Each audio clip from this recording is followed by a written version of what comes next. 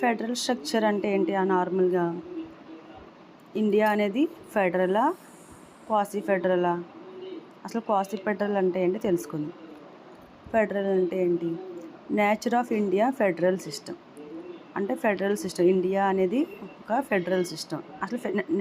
అసలు నేచర్ ఎలా ఉంటుంది ఫెడరల్ సిస్టమ్? ఇండియా ఏ టైప్ ఆఫ్ ఫెడరల్ సిస్టమ్ తెలుసుకుందాం. India constitution establishes a quasi federal system. It means the outward structure of the government is federal but spirit is unitary. అంటే Indian constitution అనేది not a federal system, quasi federal system. Okay, federal అంటే అన్నీ కూడా central స్టేటు ఎవరికి వాళ్ళే ఇండివిజువల్గా ఉంటే అదే ఫెడరల్ సిస్టమ్, ఇండిపెండెంట్గా. కానీ ఇక్కడ క్వాసీ అంటే కొన్ని అనేవి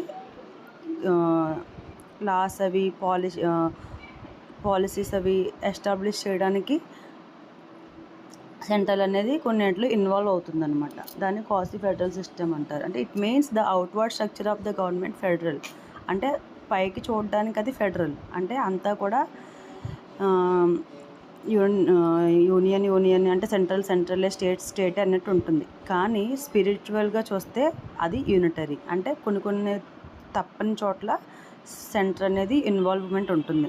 in case of national are economic crisis, అంటే మనకి ఏదైనా క్రైసిస్ వచ్చినప్పుడు, ఏదైనా ఇష్యూస్ వచ్చినప్పుడు నేషనల్ ఆర్ ఎకనామికల్ పరంగా అంటే తెలుసుకుంటే ఫైనాన్స్ పరంగా మనకి ఇష్యూస్ వచ్చినా ఆర్ నేషనల్ పరంగా ఏమైనా ఇష్యూస్ వచ్చినా అప్పుడు అక్కడ స్టేట్ అనే ఇన్వాల్వ్మెంట్ అనేది ఉండదు. అక్కడ సిస్టమ్ అనేది ఫెడరల్ సిస్టమ్ ఉండదు, యూనిటరీ సిస్టమే ఉంటుంది. దాన్నే క్వాసీ ఫెడరల్ సిస్టమ్ అంటారు. The word federal is nowhere used in the constitution of India. మన కాన్స్టిట్యూషన్లో ఫెడరల్ అనే వర్డే యూజ్ చేయలేదు. ఆర్టికల్ 1లో ఏం చెప్తున్నారంటే, India that is Bharat shall be A union of states. India అంటే మన భారతదేశం అనేది యూనియన్ ఆఫ్ స్టేట్స్ అన్నాడు, యూనియన్ ఆఫ్ స్టేట్స్.